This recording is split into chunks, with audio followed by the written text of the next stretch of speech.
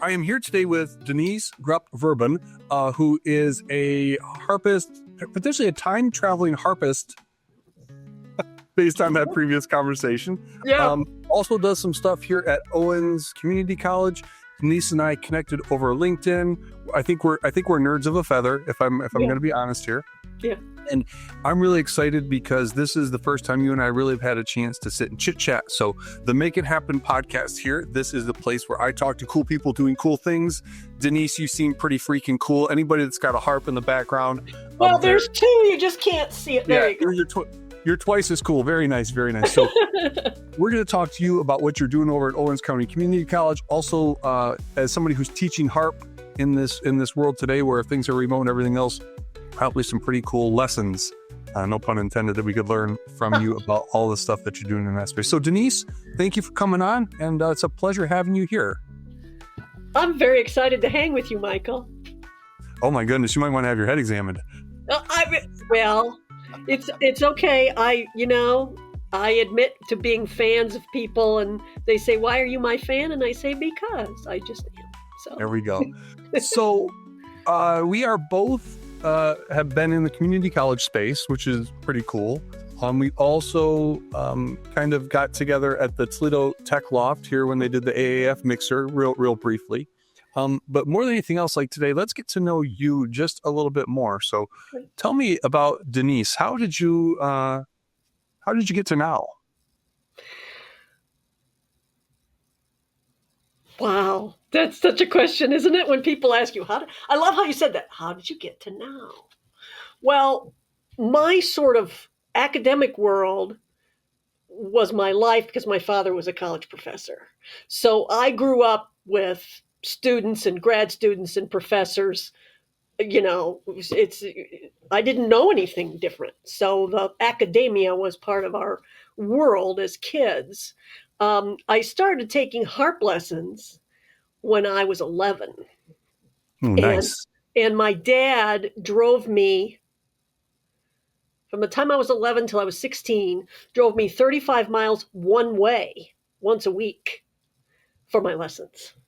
And it was mostly him that took me because I had I have a brother 5 years younger and then a sister, another 4.5 years younger. So, it was mostly the dad that took me. And the first harp I played on was owned by the school I went to. So is that where you kind of learned about the harp, was at school? Yes, it was a university laboratory school associated with Illinois State University, and they owned a small harp. And I had taken piano for a couple of years, so I had some musical exposure. And I just went home and I said, I want to play the harp. And so my dad said, that was fifth grade, fall of fifth grade. My dad said, if you're still interested in June, when you get out of fifth grade, I'll find you a teacher. And so then my birthday's in January, so I would have been almost 11 and a half when I, started. And then I was very lucky, Michael, because nobody else was interested in the harp. Lessons were cheaper? I don't know, who knows why, right? Kids are kids, right? But I got to use that harp for about 3 years just for taking care of it. And if a string broke, you put a string on it. So there was no cost. And then when I was 14, my dad bought me a harp. That was the first. Oh, wow. And I would say, if you said to me, Denise, when did you know that's who you were going to be, a harpist? I would say, when my dad bought me that harp. Very cool. Would be where it started. So that's a little short. That doesn't get me all the way to here, but it gets you the harp part of the story. Well, let's stick with the harp then, and we'll eventually get to now. But what is it about the harp that you love? There's so many musical instruments you could pick. What is it about the harp? So I can answer that now, but if you asked me when I was 11, I wouldn't have had an answer, right? But if you said to me, Denise, tell me what's cool about the harp, I have an answer to that. Denise, what's cool about the harp? Perfect. Thank you. So, first of all, everybody thinks the harp is cool. They just think, wow, you play the harp? Not everybody, but most people that even have a brain, they're like, that's really cool, right? But some of the neat things are that almost anything, you can play almost anything on it, and it always sounds good. no matter what, it sounds good. And well, we'll have to make sure we get to do that while we're here. I've got an We could do idea. we could do like a Yeah. tiny desk concert little thing. Give me here, 1 right? second. Oh, let's go.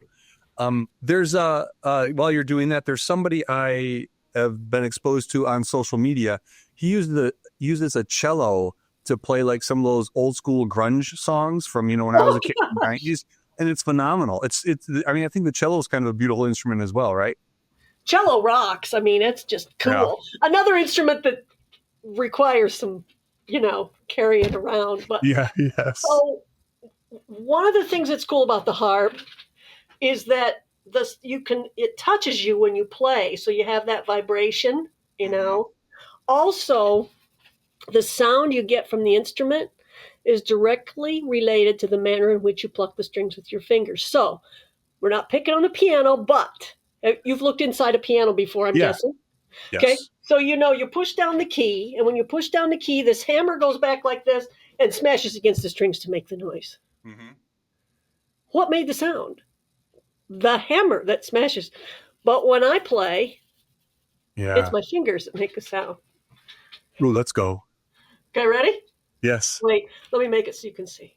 Can you play "Smells Like Teen Spirit" by Nirvana? Probably not. Okay. There you go. That's all you want to hear. Can I and as like one of our musical transitions to another segment? Like, sure, you're welcome to it. Yeah, and I can do so. Okay. We're going to the dream state. Use it all you like. The Wayne's World when they went to their cool. Yeah. So I would say highlighted wise, those would be the things. Is about I knew a lady once who had a couple of unfortunately had breast cancer more than once, and she told me that she would play the harp and that she felt that was therapeutic for her. Yeah. Is having the vibration up next to her body. Well, I think we feel things from music, right? There's definitely emotion inside of music, and the closer you can get to feeling what those vibrations are, that's awesome. Mm-hmm. I've never played a harp. Well, we'll have to make sure you get to do that somehow, some way. We'll make it happen. Similar to you, when I was a kid, I played the cornet for about five minutes. 5 minutes? That's all? Yeah, my mother was very smart. She did not buy me a cornet when I asked for one. We re-rented for about 3 months, and then it was over. She didn't want all that noise? No. And she also knew that I had ADHD and was never going to stick to anything long enough to actually truly get back the ROI and what a musical instrument costs. I don't know. I think you stick to stuff now. I'm getting there. This is like, I think your number like 12, 13, or 14, or 15 really? Of the guests that I've interviewed. So I'm pretty excited. I've stuck to this for about 2 months, kind of just banging them out, making it happen here. Well, and I mean, think of all the interesting people you can talk to. It's endless. It's great because one of the conversations I had before I even did this, one of the things that came before, who are you going to talk to? Are you going to talk to education people? Are you going to talk to tech people? Right. Are you going to talk to game designers? Who are you going to talk to? I'm like, I'll talk to anybody. I think everything's cool, right? From I've talked to, my first guest was Valerie Thompson from AAF. Yeah. We went for 3 hours. It was phenomenal, right? So bright. Yeah. Another 3 hours. Bree Yarnell, another 3 hours. Adam Cassie from Keep Toledo Lucas County Beautiful. Tom Bush, who's doing awesome stuff with AI as part of actual reality. I just think like the coolest thing is when a whole bunch of people who don't seem like they fit together start hanging out and making cool stuff happen, because that's just, I think that's what I think we need in Northwest Ohio. So that's kind of why I'm doing this, right? Help us tell the story of the cool people doing cool things, have them hanging out, getting interested in each other's stuff. And that's how we all kind of rise up, reach our potential as a region. And your name, Make It Happen, is so awesome because you could make anything happen, right? It comes from, so I taught design over at graphic design, visual communication, like over at Northwest State, and I turned it into a design program. And we would talk about what we wanted to do. And after we did all of our whiteboarding and everything else and came up with a plan, my words to the students, make it happen. and then I'd leave. Right. Well, it reminds me of what my dad would say when we would leave the house. It's kind of like that. Now go out and distinguish the Grupp name, he would say. Oh, nice. That goes with make it happen, doesn't it? Yeah, Like, very nice. Yeah. yeah. They can't call your name if they don't know your name. That's what I still tell my students to this Ooh, day. that's Got true the act. too. Yeah. And that also goes with, I tell my music business students, everybody you come in contact with should know what you do. Mm-hmm. And that's right down to the lady at the bank. That you, when you go in and do your banking, does she know what you do? Have you spent 2 minutes telling her what you do? Especially those type of people at the, like a bank teller, they're talking to people all day, every day, your hairstylist all day, every day. And then, oh yeah, I've got a wedding. We're looking for a harpist. Mm-hmm. Oh, I know one. Right. Yeah, there you go. Yes, yeah. Shameless self-promotion is what we need more of. That's right. You just keep talking to people. And sometimes it gets you somewhere and sometimes it doesn't, but that's okay. So, coolest place you've ever played the harp? Like, did you ever do anything on a stage or just... I'll give you two. Let's go. One of them is the cloister at the Toledo Museum of Art. Very nice. I don't know if you know that room at all, but I've been there, but I just can't remember. Yeah, it's like a cloister. It's stone and it's just really, really cool. Mm-hmm. Oh yeah. That's yes, yeah. Of course. In fact, they're redoing it. I don't know what they're doing with it, but I read that it's going to be closed for a bit. But that's a really, really amazing space. Unusual spots might include many years ago there was a paddle boat on the Maumee River. And believe it or not, I played for a wedding on the paddle boat. And they got a harp, not a harp of this size, but a harp of that size. Oh, wow. Onto the paddle boat. And that particular groom, give me a second here. After I played that,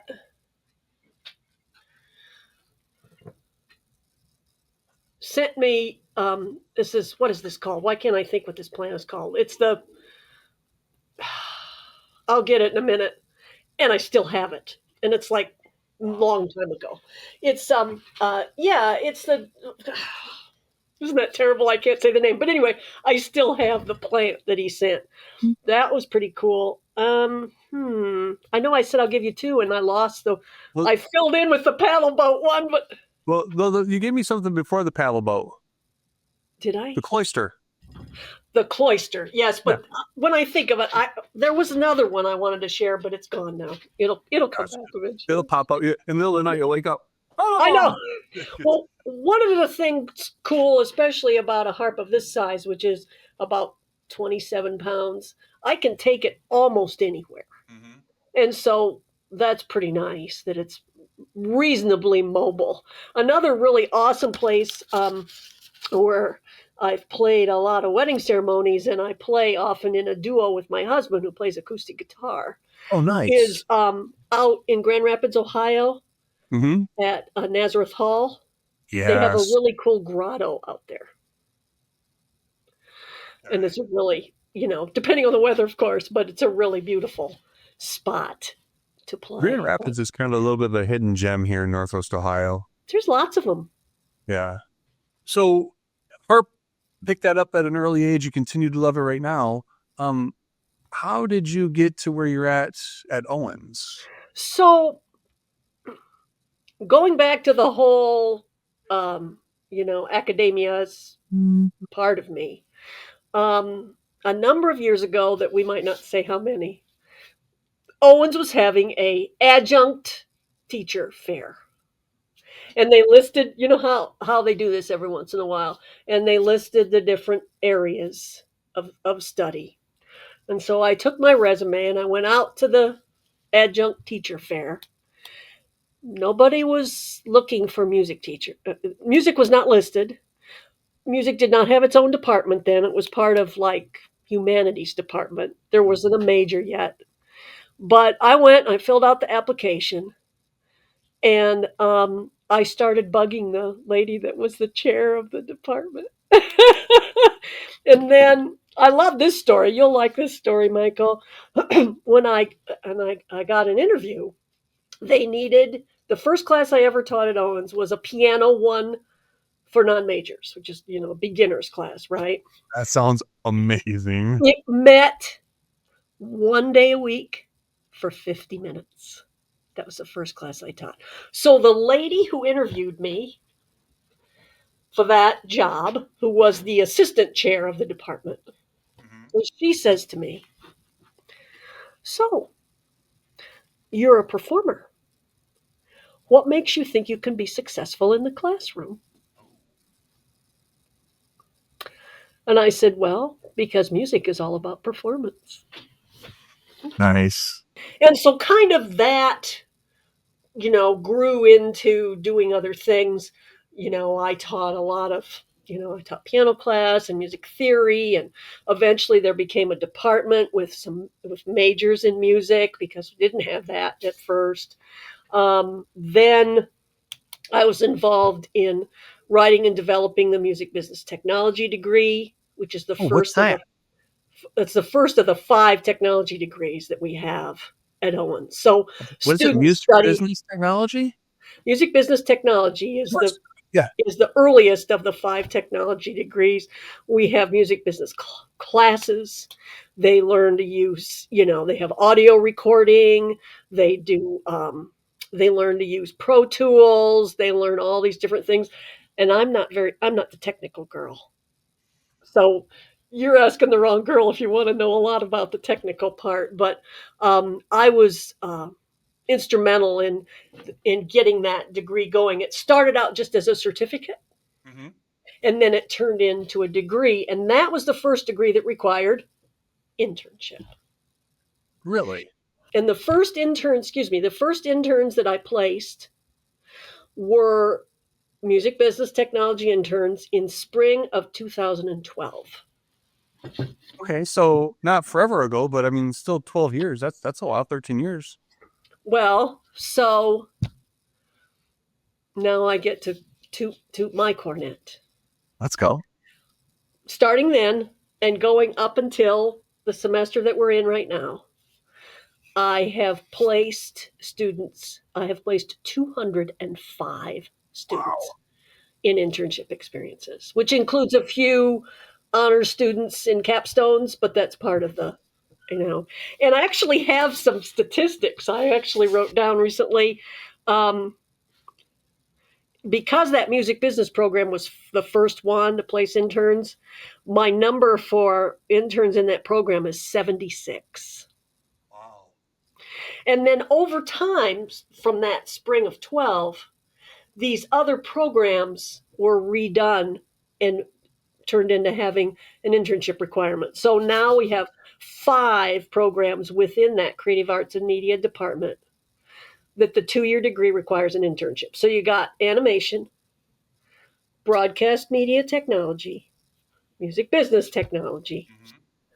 commercial photography technology, and your favorite, visual communications technology. Well, one of your favorites anyway.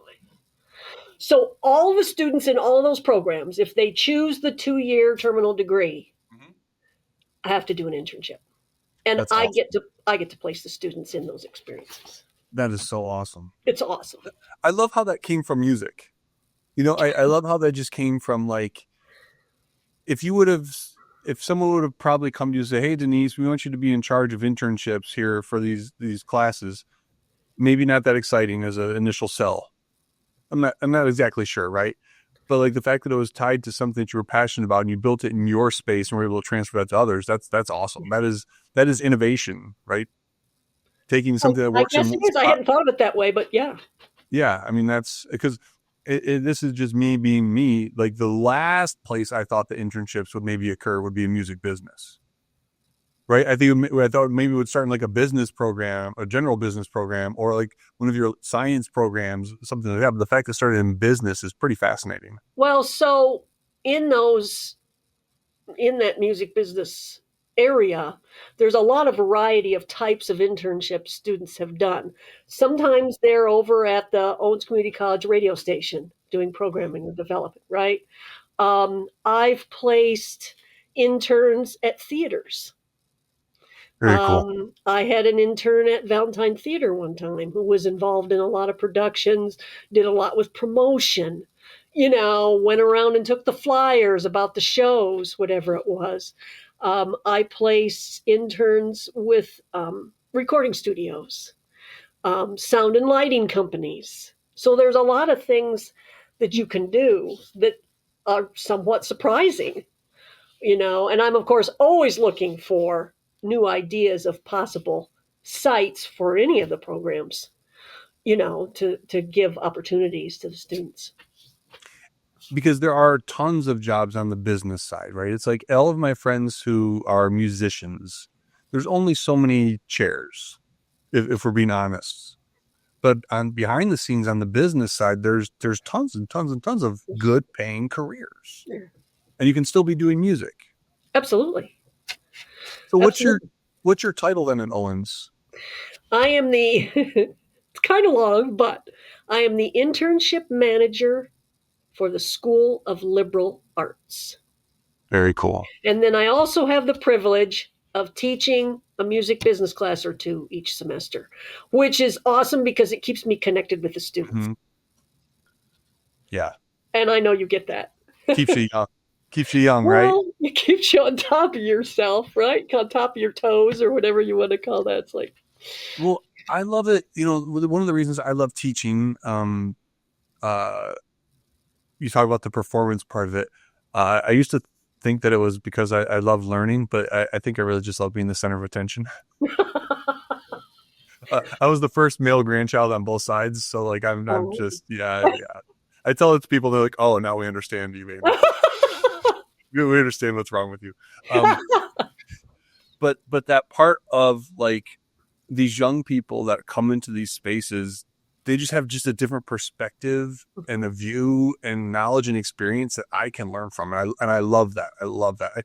I sometimes I'm fearful that as I get older, I'm just starting to be more curmudgeon-y, and not taking that opportunity of really learning from the students as they come in.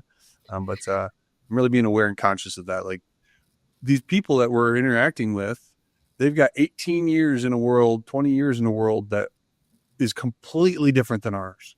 Mm-hmm. What they care about, what they think about, how they do their dreams and goals, everything is like, may not be 100% different, but it's different than our experience, I'd argue. Well, and look at how over time of teaching those students, how their perspective changes. So one of the things in conversation we have, because my music business classes have, of course, a curriculum, but sometimes we end up going over here because somebody asked a question, so we have this conversation. But one of the things we sometimes talk about is, what will it take for you to consider yourself successful? And Michael, a number of years ago, I regularly got the answer, well, a record deal. They wanted a record deal. Mm-hmm. I haven't heard that answer in easily half a dozen years. Really? Nobody says that anymore. So it's just the attitude, and it just changes, and that's fine. And if you don't ask that question, you just may go in with the understanding everybody wants a record deal. And then your teaching completely. It's similar to when I started at Northwest State, which is out in the middle of our cornfields here. I went in with the assumption that every kid just wanted to get the freak out. When I started talking to them, I found out that 70% of them actually wanted to stay. And like, okay, that changes a lot of how I need to approach this. Assumptions. That is really interesting, isn't it? Yes. Yeah, because I think from my perspective, I wanted to get out of where I was. And sometimes we just end up thinking our way is the only way and start transferring our beliefs on other people. But yeah, I learned that lesson really quick. Like part of like studying and learning about design thinking and building some things in that space really did change how I approached working with my students. We're building for them, with them, I think is the phrase I like to use. Yes. And it every semester's different. Even sometimes within the same class, like I taught 2 sections of the same class once, and the lecture and the activity that works in one didn't work in the other. Like it's just this great, big, huge, fun place where, as you go to performance, right? You play the same song in the same scenario and somehow the reaction is different. Well, yeah, a different group of kids, Yeah. right? Different time of Even day. the same class, one fall to the next is going to be different. I really have to stop scheduling 9 a.m. classes. They're just not very active. My music business we've got kind of a rotation where the time of classes don't change. So if it runs at a certain time, and the music business one class is a fall only class now, and it's a Monday Wednesday at 9:30 a.m. Now that doesn't bother me, but Yeah. yeah.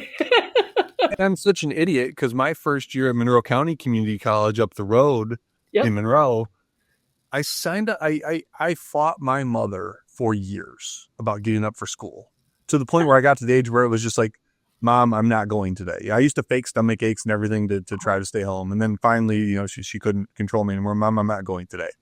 But when I signed up for college, I signed up for an 8 a.m. economics class. Oh my goodness. Like, why am I such an idiot? Well, may I ask, did you pass the class? No, my first year in college, I went full time and got 1 C. Everything else was a W or an E. I had a 0.08 GPA my first year in college. I majored in where we were going to drink that night. But then you figured it out then? Is it because you said this isn't working? Would you say you figured it out, or? Well, I think so. I mean, apparently, look where you are now. I mean, I've got a master's degree. I'm working on thinking about a PhD. I'm fairly happily hi Jackie. Fairly happily. As far as you know, right? Yeah, as far as I know. But no, I think that is. So let's go back to talking about kids in college. I think one of the things that is important for us as educators is to share our own experiences.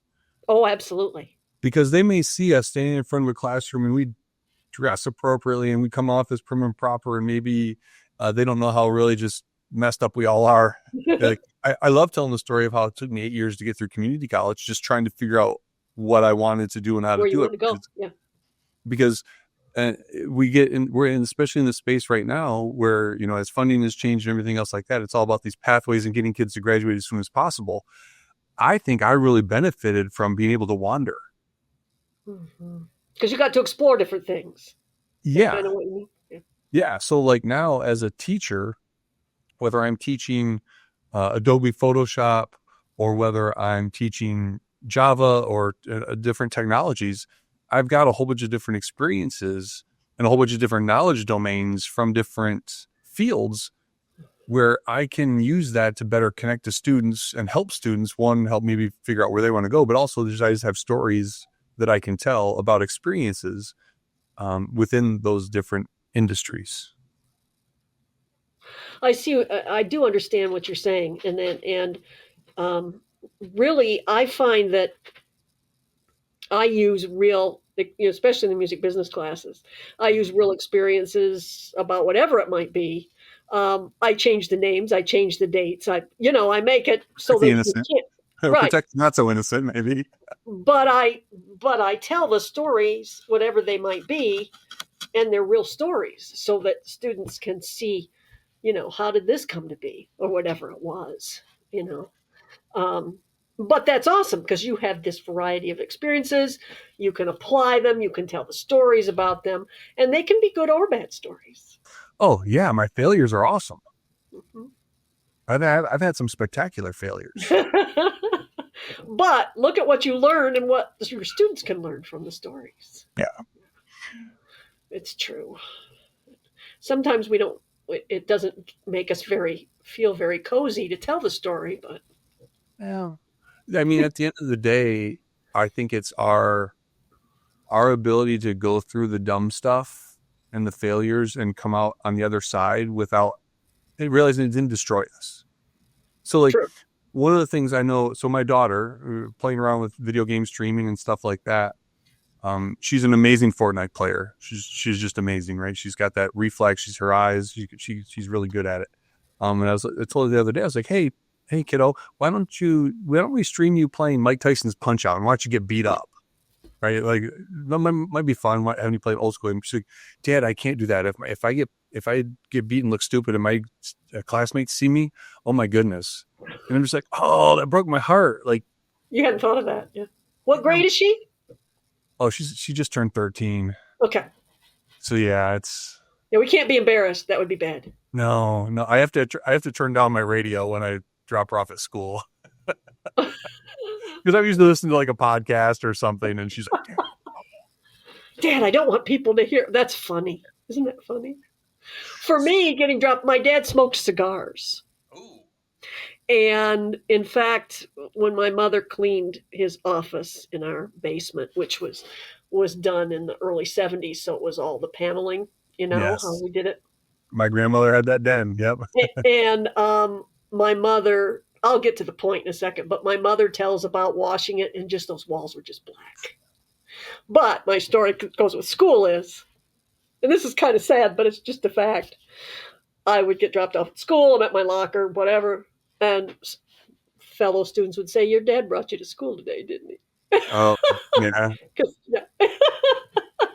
So, you didn't notice it because you lived with it, but yeah. so where did you grow up and where did you go to school? So my dad was a professor at Illinois State University, which is in Normal, Illinois, and So wait, I Illinois. I love my friends from Illinois, but it's so abnormal that they just had to name one city normal. So it's a difference from the rest of it. well, you just have to tease about that. It's actually My in-laws live there, so it, hi Steve, hi Lisa. oh, okay. I did not know that. Yeah. Well, Bloomington is the home of State Farm Insurance, so lots of people know what that is. So, Mm-hmm. excuse me. My harp lessons were in Peoria, which is Okay. 35 miles west on I-74. But I did my undergraduate degree at BGSU, which is in harp performance. Very And cool. then I did my master's degree at Northwestern, also in harp performance. Very cool. So, my world, all about the harp. That's what I do. So we both went to BG, fellow Falcons. Sweet. Yes. Yeah. Yeah. Right down the road. And So is your undergrad at BG what brought you here to Northwest Ohio? that's how I ended up here. I did my undergrad at BG, went away to do the master's degree, which I was very lucky. You could get that master's degree in 9 months. Oh wow, You nice. worked your flippin' tail off, but you could get it done in one school year. Then you say, well, why didn't you stay in Chicago? What are you coming back here for? I still had a boyfriend. Oh yeah, there you go. Okay. So moved back to Ohio and then and here I am. Very cool. Very cool. Boyfriend long gone, and that's I hold no grudges against him. So This he's actually a Defiance person now. very nice. So I like Defiance. As I've been pretty fortunate within my travels. Growing up in Monroe, hanging out here now downtown Toledo at the Tech Loft, but teaching out at Northwest State gave me a really good opportunity to learn about what's in Northwest Ohio west of I-75. yeah. Teaching down in Defiance now, like there's a whole bunch of really really really cool stuff going on here in Northwest Ohio that doesn't necessarily get talked about. Again, another reason I'm doing this thing. Well, there's so much. People say there's nothing to do. That's so let's go back to the internships thing. I know you're the boss of this, but let's go back to that for a second. No, So don't put the responsibility on me. so as we said, I've placed 205 students. And I have an Excel file that when I talk to potential hosts, I do a line and write comments that's 400 plus. Some of them turn into something, some of them don't. But I'm always finding new opportunities. People say there's no opportunity. Are you kidding me? I've just added a new site in the last couple of weeks. I mean, the opportunities are, yeah, it's amazing. It's very similar to what we're dealing with over on the tech side of the house. you look around and you don't think of Northwest Ohio as a tech hub. But Tom Bush and his company did a little bit of a meta-analysis of some businesses in the region. There's like 150 tech companies here. They just don't. Yeah, they just don't have their sign on the door because they're not selling. It's not like a McDonald's, right? Yeah. They're not expecting somebody driving. You could do it in a garage. You can do it. That building across the street that's got nothing on it, it looks like it might be falling down, could have a multi-million-dollar company just because we across the board have a lot of stuff going on. We're just not necessarily that great at marketing all of the stuff. If you're in that pocket, you know, but the word doesn't necessarily spread as far and wide as it maybe should. Maybe it isn't necessary for the word to spread. Oh, I don't know. Or the guy across the street with the building that has the multi-million-dollar tech company that you don't know about, right? That you just gave. If he's got a multi-million-dollar company, does he need people to know he's there? Right. I don't know. It's just a conversation. No, I get it. I'd argue it would help define us, and I agree with you. I was kind of a let's be the devil's advocate, but yes, because if you can tell people the cool things we do. Yeah. I was surprised, the Valentine Theater is right across the street from where I'm at right now. I've never been there. Oh, it's amazing. When you asked me about favorite places to go, that was one of the places that came to mind. Well, let's go. So how long have you been here? I mean, since your undergrad, that's at least 10 years, right? So here's what you're like my best friend today. So here's what I tell people. I never tell people how old I am, and I just say, just look at the gray hair. Oh. You know what I tell people? Yeah, what do you tell people? Old enough to know better, too young to care. Old enough to know better, too young to care. I like that. That one works, yeah. Right? So question time, since we're here.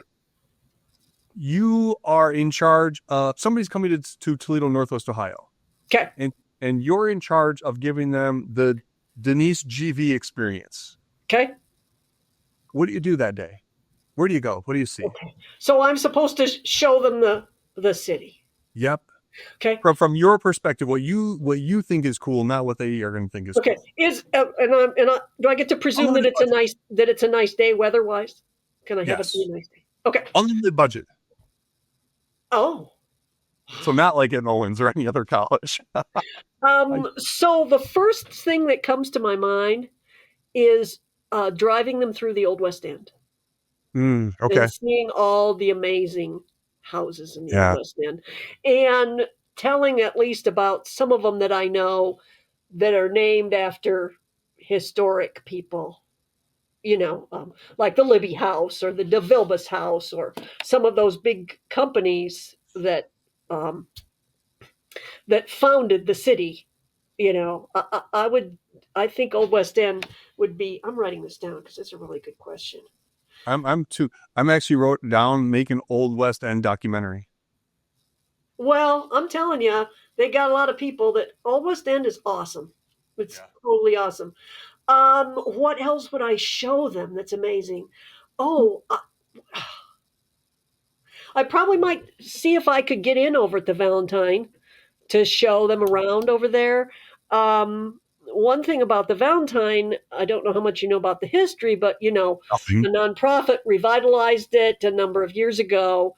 And I was actually in that building when they were renovating, and I was in the theater space when it was nothing but a hole in the ground and the light, the single light bulb hanging from the ceiling. I was on the board of a now defunct nonprofit called Performing Arts Council of Toledo, and we got to go and see the space at that time.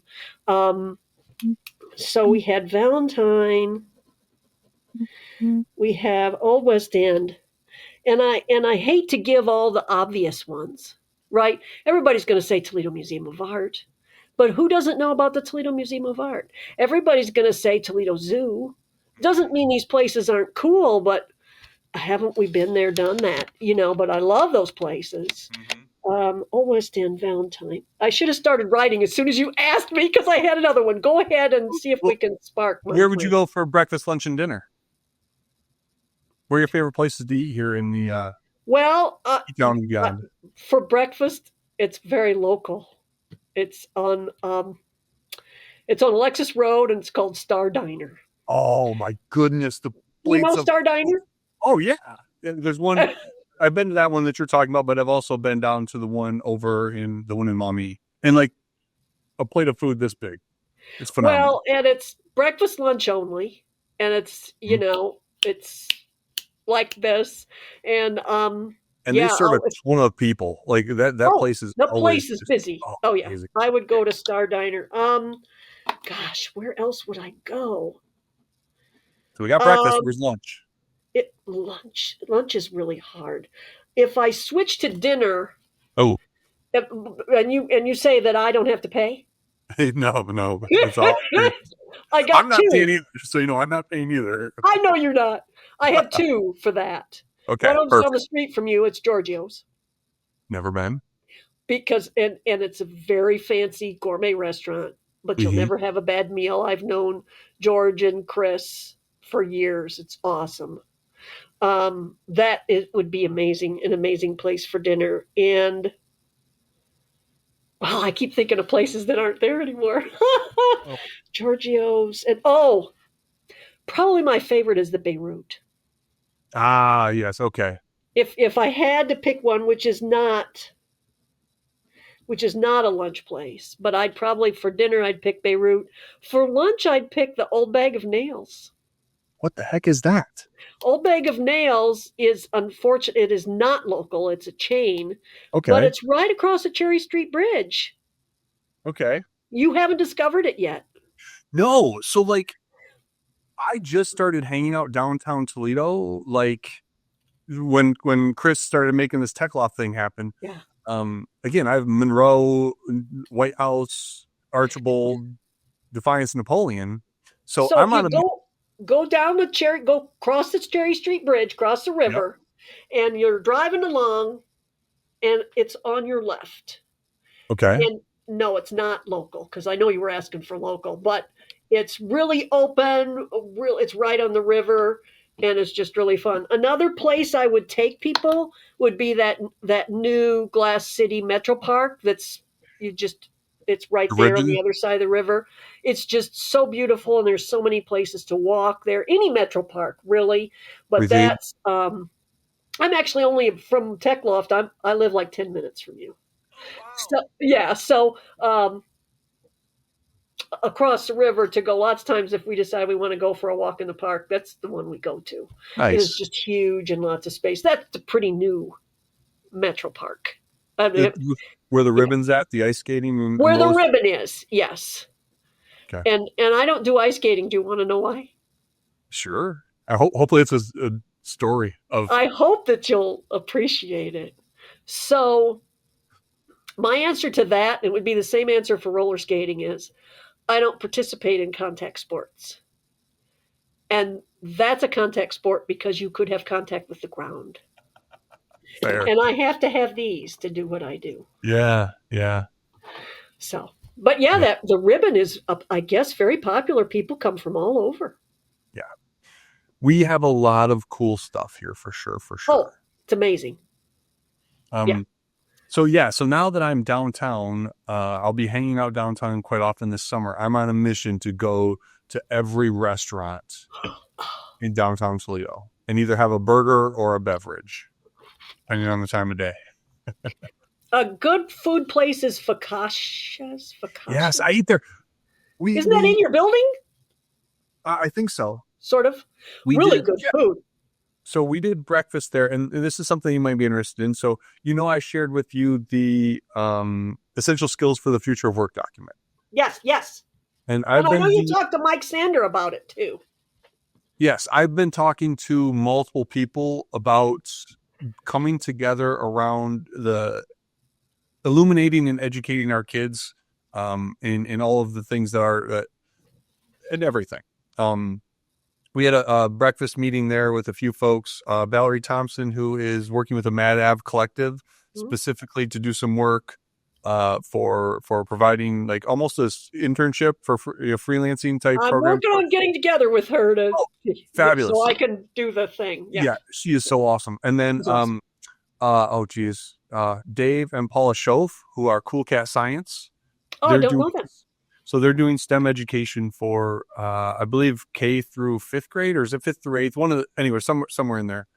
And some other people above Pete's Garage. Are you familiar with them yet? So they're doing No. some music stuff. They're out of, I think, Adrian, Michigan. Okay. They are doing things in the digital music production. Oh, I believe. I have to meet them. Yeah, yeah. Pete's awesome. And then Tim Fields and some other are doing video game design and things like that. Anyway, longest way possible to tell the story. I ate at Fakasha's last Saturday for brunch. Phenomenal food. I was just overblown by how many people come downtown Toledo. Like, there is not a problem with bringing people to downtown and getting Now, people to come downtown. were they people who work downtown, or did they come just for that? Do you Well, it know? was a Saturday. Oh, it was a Saturday. Oh, you did say that, didn't you? Yeah, it was a Saturday, and it was as diverse a crowd as I've seen in anywhere. So there was parents with kids, it was people by themselves, it was Wow. mostly looking casual. Like, I'm just like, holy snap, all these people are coming downtown to eat this food. I know I've heard it's good for multiple people, but like, we shouldn't have any problems bringing people downtown if we do fun things downtown and if we make sure people know about them. I'm thinking parking is free on Saturdays. Yes. Okay, that helps. Yeah, let's not talk about parking downtown right Well, now. listen, here's the deal. I'm sorry. I brought it up. It's my fault. Let's So, you I used to be blame able you. to park downtown for free from 11 to Yeah, 2. yeah. Come on. I mean, if you want activity and action to happen in the space, you have to remove the barriers to that activity and action happening. And paying to park is just money out of my pocket I may spend somewhere else. Mhm. And why do we have a place? Why does a place like Levis Commons, or why does a place like Fallen Timbers where I'm at exist? It's just a downtown. It's just a manufactured downtown, right? Yeah, With it is free kind of, yeah. parking. Yeah. So yeah, I had people at the city and county who deal with parking stuff. Give Well, us free parking. I couldn't figure that out when they took that away. I'm like, what? It brings people in it helps the businesses. Yeah, Oh well. we should stop talking before we end up on a list. We might get on a list, yeah. Well, and then it used to be free after 5. Now they moved it to 6. Yeah, and I'll be honest. So like, I have the option of working from home or working here in my office. And depending on what I'm doing, some days I don't come downtown Right. because it's going to cost me $6 to park. Yeah. And that's usually missing out on some 10 plus $15 getting spent at a local restaurant. Right, because a man's got to eat. Yeah. Yeah. So anyway, did I tell you why I went to BG and not UT? Oh, please tell me. Because I couldn't find a parking spot.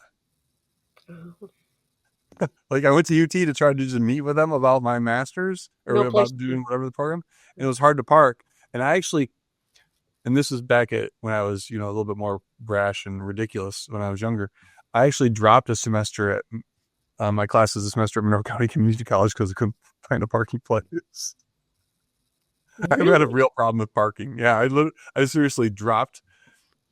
It was during the phase of not knowing exactly what I really wanted to do. Right. And like, this is a pain in my ass right now.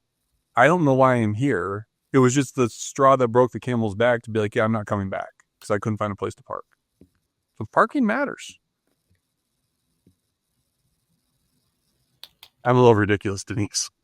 Well, but you're talking about parking at BG, but it's still a little tough because you're going to look at those lots and it says only for people with a D or a C or whatever it is. So, but there is a lot more. That's true. Oh yeah, they've Well, always complained about parking at University of Toledo, haven't they? I was pretty fortunate. When I went to BG, I was as a grad, right? I was a grad assistant, so I paid for my parking. but I got to park in the good lots. Okay, that was And I nice. was over at the College of Technology, which typically had more parking. It wasn't as combative as some of the other lots over there. But now I'm at Defiance, and I literally can park right outside my building door. It's like less than 100 feet from where I parked in my office, and it's beautiful. Everyone should go to Defiance. Because there's a place to park. Yeah, but I'll talk to the marketing people at Defiance, be like, you can park here. What are you teaching over there? I took over the graphic design program. Cool. So I am teaching, in Northwest State, I was teaching visual communication, graphic design was the actual name of it. Visual communication and graphic design are similar, but there's differences between the two. And I am slowly putting together a plan to transition it from it being strictly like graphic design as the main title, because to me, that's too small of a funnel. It's pretty specific, yeah. Yeah, I want to broaden the funnel because design, I argue, is a part of everything. I argue design is a science, Okay. and I want that sweet, sweet STEM money because I can't get it as a graphic designer, even though I'm using just as much technology and I'm embedded. I just said embedded, and using technology as much as any of those other disciplines. You say graphic design, and people lump you in with the arts, and I hate to say it, it's financially restricting me and what I'm able to do as a faculty member. It's a little bit that a square is a rectangle, but a rectangle is not a square. Yes. I'll give you something to think about. Yes. And even visual communication, it's an interesting because you don't ever do visual communication for its own sake, right? Yeah. I'm coming up with an advertisement for a company to sell a product. So I'm tied in with business, or I'm doing I'm doing a visualization of this data. So it's like, it's a puzzle piece that fits into everything else, which sometimes puts it in this weird space because it's not as easy to explain as here's business, here's technology, even music, right? Music and music business it can survive by itself. Visual communication, if I just do visual communication for the sake of visual communication, it's not even a real thing, if that makes sense. It does a little bit. I'm not sure I could explain it back, but I always say, I'm a musician. What do you want from me? I'm not when I need something set up like, the sound system or whatever, my husband does that. He's part engineer, part musician. Say, here, there's something to read instructions. I hand him the book. I can, You just show up and play. I love it. it's just not what I do. I love it. So let's I don't know how much time you have, but can we talk about some of the events and things that you might have going on here, or cool stuff that we need to make sure people are aware of? Yeah, you were talking about cool places to go, and I didn't really talk about events at Owens. I was trying to do an overall thing, but one of the things we developed a number of years ago is a concert series called Accent on the Arts. And we're in our ninth season for that. And it was created to give specific experiences to those music business technology students. And it's a professional concert series, and there are 2 concerts in the fall, 2 concerts in the spring. And students in their second semester, when they're in music business 2, I just gave the assignment this past week, in fact, they have to go out and find performers and propose performers for the next season. Oh, very cool. And so a combination of myself and some other faculty staff people then take those ideas that came in, and we book the performers for the concert season. Very cool. And then the students are involved in promoting the series. They do, sound and recording and hosting and whatever is needed. So it's a really, it's a real live professional experience for the students. And yeah, go ahead. That's what they need for their interviews, right? Sure. Being able to tell a story about something they worked on, that's phenomenal. Well, and are we not always, Michael, constantly saying, this goes on your portfolio page? Mm-hmm. Take a picture from this concert, write a paragraph about what you did, and put it on the portfolio page. Mm-hmm. Somebody wants to know that you were involved with that. And I know some things, I hate to give things that are going to be over, but we do have Spark Summit. It started out being called Networking Fair and Symposium, and that just got awfully, awfully long. And we got American Advertising Club of Toledo got involved, and they, you probably already know, got involved in helping rename that Spark Summit, which is on March the 6th. And that's just a whole day of workshops. There's going to be two, well, not just this year, but then in 2 years we do it again. There's always two keynote speakers or events. All you have to do is go to owens.edu and type in Spark Summit, and you'll find the page with all kinds of information. And in fact, if you are a student taking a class that's part of one of our majors in the Creative Arts and Media department, that's what you do that day. Class does not meet. Like my Music Business 2 class is a Tuesday, Thursday class. Class doesn't meet that day. They're all over at Spark Summit. So, and then we have, I hope you're going to come. I'm planning on it. Yes, I'm planning on it. Oh, good. And I thought you were going to let me speak. What's that? I thought you were going to let me speak. I am not in charge of that. But I might talk to you about being a guest for something that I do in the fall. We could talk about it. But then there in the rotunda, there'll be some, different businesses that hire and bring in interns. And in fact, Cedar Point is even going to be there and give some workshops about culinary and performance and, places that they hire on a regular basis. Go ahead. Yeah. You had a question. Well, Cedar Point, I mean, they do a phenomenal job on their Halloween weekends. This was the first time I went there. The amount of orchestration and performance that's in that is phenomenal. Yeah. So the Spark Summit, though, let's stick here for a second, because I'll actually probably take this as a clip and put it out. Okay. What can you give me? You kind of give me a broad. What is the Spark Summit? Who's it for? Spark Summit will include more than 20 sessions on careers related to visual and performing arts.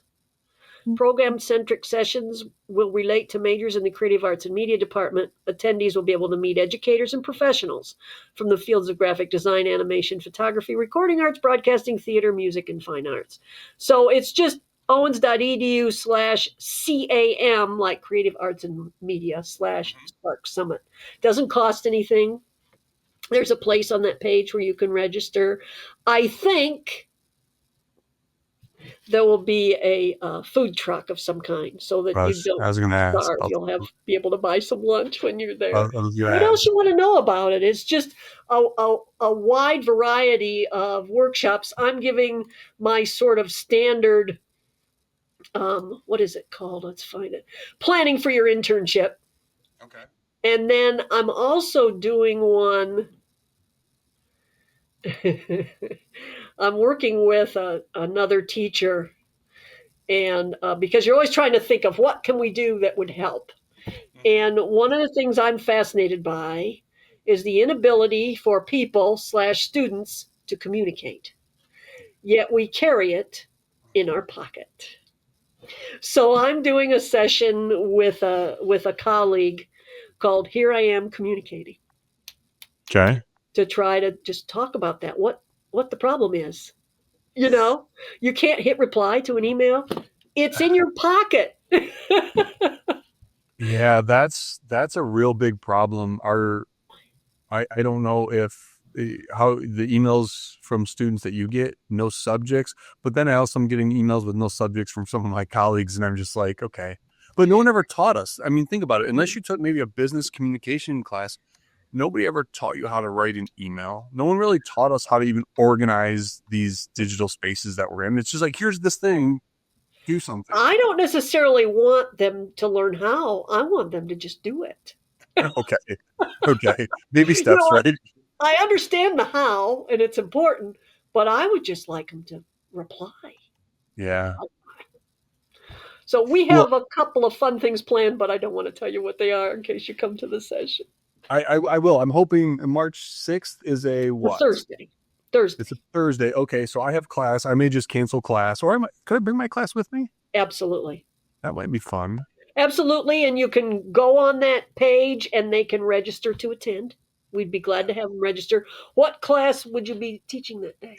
So that day I teach history of design Ooh, along cool. with corporate branding and corporate brand identity or something to that effect.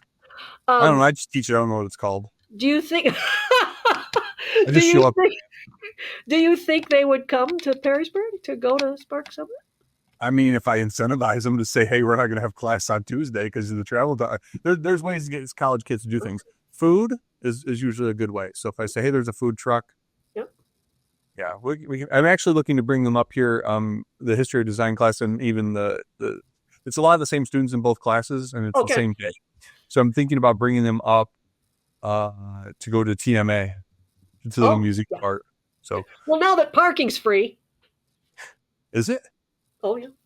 See, I'm going to talk to my friends at Toledo Museum of Art and see like if they can show us some data on attendance or Yeah, and I would be curious, although I'm not sure they'll share that data, but you could try. I'll take But that's very recent. I'm thinking sure. that might only be about a month old, but Okay. they got a donation that what I read said that parking will be free for 10 years. Wow. I mean, but that would be kind of fascinating to just see how the numbers might change, right? And be like, okay, oh wow, they had twice as many people come downtown. How much money was spent in the gift shop Right. and classes and everything else beyond How did that make a difference? parking? Yeah, Right? Yeah. Yeah, so yeah, if you want to bring them, we're delighted. It's free. awesome. There's, as you know, there's plenty of, we have parking galore with no Mm-hmm. problem. And just have them register on that website because there's a Okay. place you can fill out, your name. I don't know that everybody will register, but it kind of helps us know who people are, where they're coming from.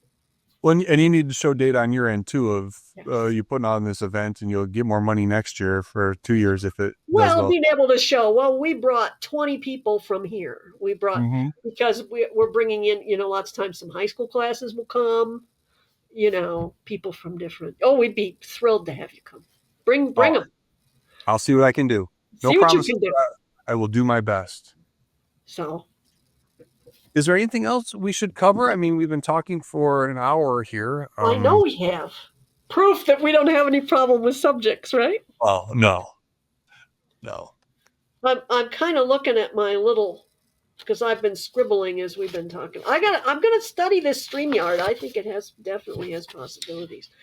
Um, Oh, it works well for bringing in multiple people as well. So one of my podcasts I do with two other former faculty colleagues. yeah. And again, we've got three people on the screen and we're all chit-chatting about bad movies. That's a fun subject, though. Especially, so they're not all bad movies, but we do take the perspective of, yeah, we're all middle-aged white dudes who have a very specific way of thinking about the world, for better or for worse. But we're all academics, so we also all bring in a little bit of that nerdiness along with the 13-year-old inappropriate boy. It's an interesting conversation at times. Your daughter is 13. You have a son, too, I think. Yeah, he's 9, 9. Okay. and he's a genius, and it scares me to death. Well, it's okay. Gets it from his mother. He doesn't get it from you. No, because he's one of those kids where, and we're very, very, very, very fortunate where our school district has an occupational therapist and things like that. My son suffers from ADHD and a whole bunch of this stuff that could be debilitating for him if he wasn't in a place that was understanding and accepting of that, right? We had a great conversation with the principal last week, and he was put on the Section 501, whatever it is, for accommodations. Yeah, I forget what it's called, but yeah.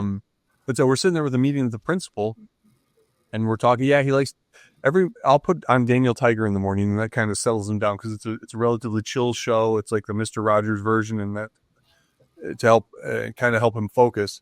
And the principal's just like, oh my goodness, now that we know that, if he's ever having a rough day, I'll just bring him in my office and put it on. And I'm like, where were you? Where were you when I needed you 20, 30, holy cow, 40? When you needed it. Yeah. And Yeah. I remember in first grade not being able to sit still and I was verbalizing that way, right? Just because I had got somehow. And It wasn't identified then. yeah, yeah. Would that be fair? Yeah. There was one kid who we knew, word on the street, whatever, had to take medication in the days he was off his meds. Everybody kind of knew it, but like it was not necessarily as accepting as it is now in some of our circles. So I'm really excited. My wife, dealing with what my son's dealing with and helping him. She's gone down the rabbit hole, and now she's actually doing the program over at Defiance for occupational therapy, or that will lead her Oh, to the that's occupational awesome. I therapy. was going to ask if she was an academic at all or what she does, She wanted to be a doctor, like a which means medical she's doctor. really smart. Oh, well, yeah, she's a genius. Her only flaw is her taste in men. But she she had to so she how do I say this the right way?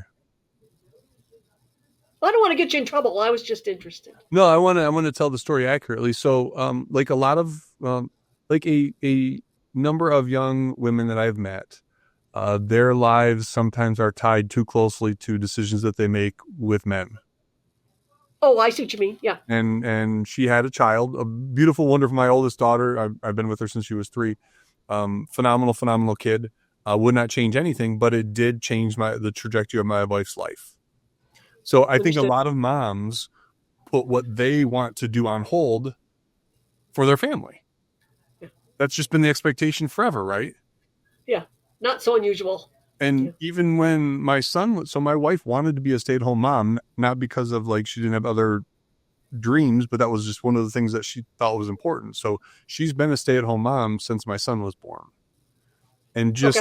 then there's been a lot of work, obviously with a kid and a kid without any extra things going on as enough work, but she's had a ton of work there. Now she's finally to the point where she's actually now able to do what she wants to do, and it's just nice. It's aligned with Right. her Things finding that her, she's and like she loves digging into it. She's able to help our son. She sees what's going on with the occupational therapist at our school. That's kind of helped her realize this dream. And what's awesome is she'll get through the time of Defiance. She'll have to go to either UT or BG, depending on which one has better parking. And then or which one gives her a scholarship, right? Yeah. yes. Uh, but then she'll be a doctor. The terminal degree for her field is she doesn't have to do a master's. It's bachelor's, then doctorate. So she will end up being a doctor just in something different than she originally thought. That's just amazing. Yeah. The opportunities are endless. They're And endless. sometimes you just have to ride the wave of life and trust that you do the right things and you'll be put in the place where you're going to be able to do what you should be doing to have the biggest impact on making the world a better place. That's just really cool. This was great, a great conversation. I didn't know what to expect, but we both have gift of gab, so we're in good shape. There's a reason we're teachers, Denise. There's a reason we're teachers. That's true. And yeah, and sometimes I'm like, guys, just raise your hand because I'm just going to do this. I have to leave the classroom. That's been my secret strategy to getting students to talk is I leave the classroom probably more than people would be comfortable with. And so what do you say when you do, give me the technique. I just make them do something. Okay. You say, I'll be back in a minute or whatever. Yeah. I'm like, okay, I'll present on, let's say I present on design thinking as a concept. And the first part of this is brainstorming.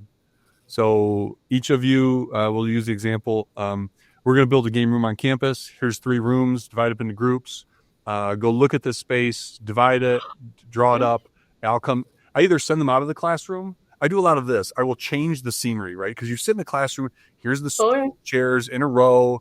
Hey, all talk to each other, talk to the back of this person's head, right? It's the same environment that they've been trained in for 12 years or at least 11 years to sit here there, shut up and don't interact and don't cause trouble. I'm like, no, I need you to talk and cause trouble. So the only way really to break from that, the programming how they've been programmed K through 12 is to flip the script on the environment. So I'll lead them out of the classroom and go do stuff. And then after they do the stuff, are they willing to talk about their experience? Is that what you're saying? Okay. They all have to. So divide, go do your things individually, and then report back. And then I'll say, I send them to different corners of the campus or different corners of the room. I'll leave for at least 15, 20 minutes. I say, hey, I'll walk around and check on all of you. I really just go take a nap. Yeah.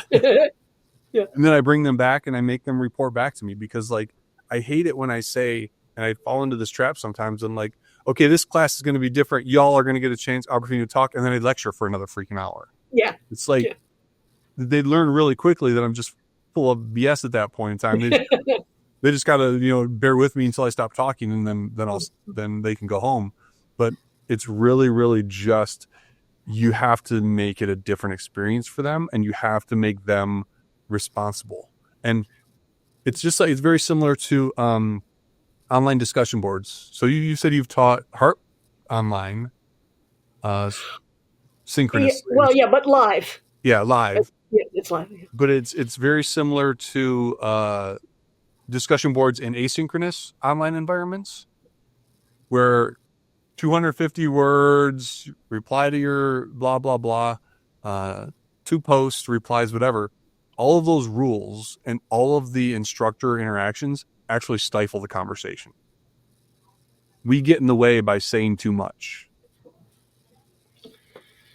So I leave the classroom, and honestly, sometimes I don't care if they talk about nothing or talk about irrelevant stuff, because they're building up some of the social interactions and comfortability that they need in order to be able to talk about subjects and not be afraid to look like idiots. Once you're comfortable, so like I have no problem, Denise, looking like an idiot in front of you, because we've had a great conversation, right? You would tell me if I had a booger in my nose, right? Yeah. And that's just the level of comfortability that we have from these type of interactions.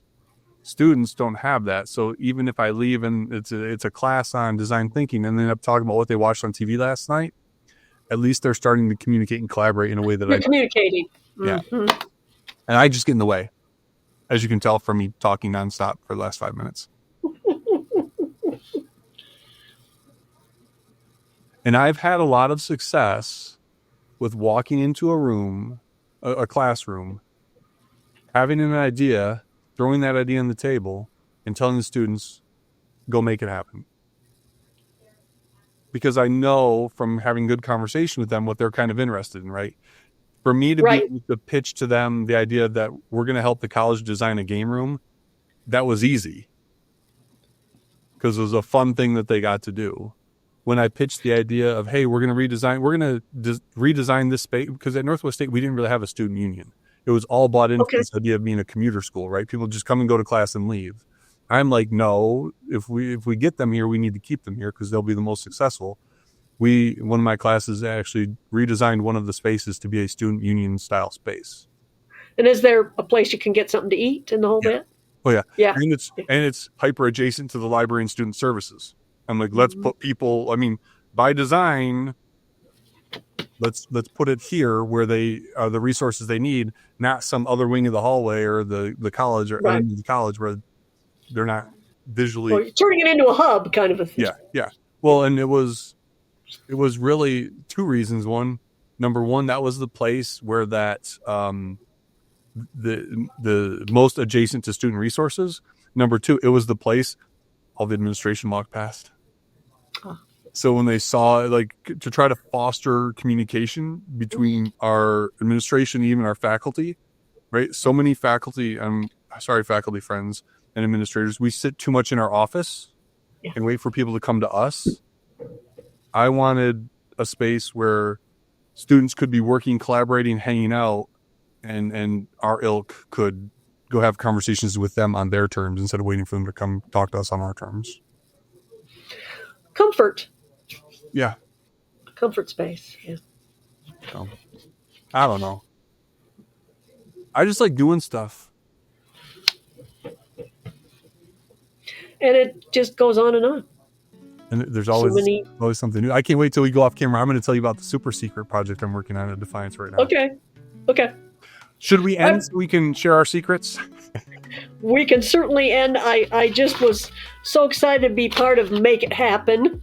And we talked about so many things. I can't wait to share it with others and say, hey, go see what Mike Vanderpool and I talked about on a Saturday afternoon. So I am just very, very, very glad that you and I met and are communicating.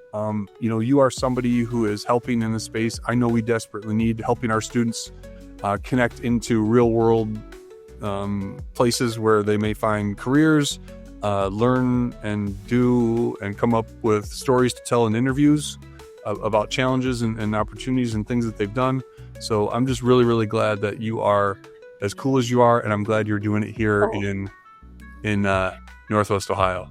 So Denise, thank you. My parting words will be, since we kind of started out by saying, okay, you're the internship girl, right?